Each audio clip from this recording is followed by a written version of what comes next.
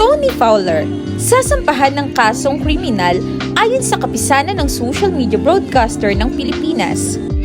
Kamakailan nga, matatandaan natin ang paglabas ng mga kanta ni Tony Fowler na kung saan napakaraming netizens ang bumatikos dahil na rin sa kalaswaang nilalaman ng kantang ito.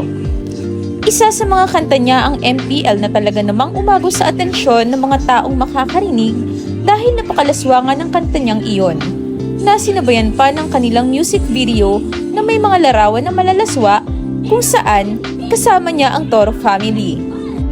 Kaya naman itong mga nagdaang araw ay pumutok nga ang mga balita na kakaharap sa reklamong kriminal ang vlogger-singer na si Tony Fowler dahil sa 3 niyang music video na pinaratangang malaswa ayon sa kapisanan ng social media broadcaster ng Pilipinas, organisasyong tagabantay di umano sa cyberspace ng bansa.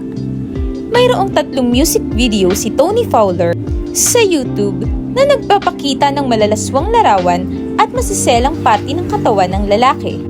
Nakaagad namang sinagot ni Tony Fowler. Ayon kay Tony Fowler, "Hindi po ako nagpapakita ng sex organs, kung hindi, sex toys." Matapang ngang inalmahan ang mga kasong isinampa laban sa kanya ng social media broadcaster ng Pilipinas INC. Dagdag pa ni Tony Fowler, "Para sa KSMBPI, nais kong punahin at sagutin ang kasinungalingan ninyo sa social media." Mensahe niya, una, hindi ako nagpakita ng sex organs kung hindi sex toys. Linawin po ninyo yan.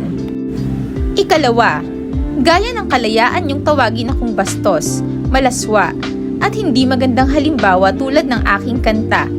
May kalayaan din akong ariin ang aking sarili. Kasama dito ang pag-aari ko sa aking katawan, sa aking pagkababae, at higit sa lahat ang pag-aari ko sa nais kong gawin, sabihin, kantahin, o sayawin dahil hindi nito binabawasan o inaapakan ang karapatan ng ibang tao.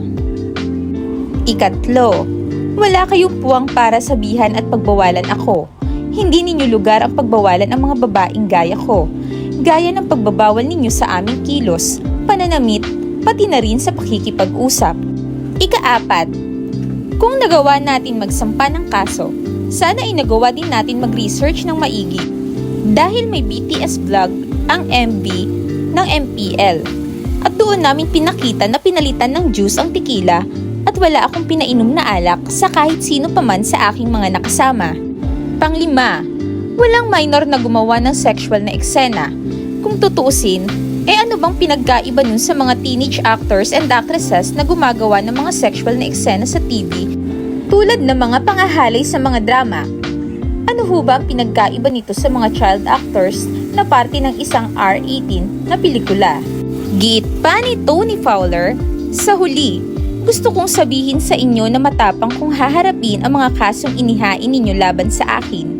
Dahil kahit na ano pa ang itawag ninyo sa akin, taas noo ko itong haharapin at sasabihin ako'y tahimik lang sa umpisa pero marunong akong lumaban kahit hindi ninyo ako pilitin.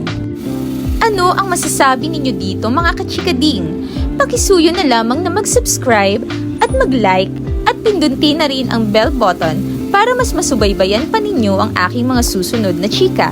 Thanks for watching mga kachikading!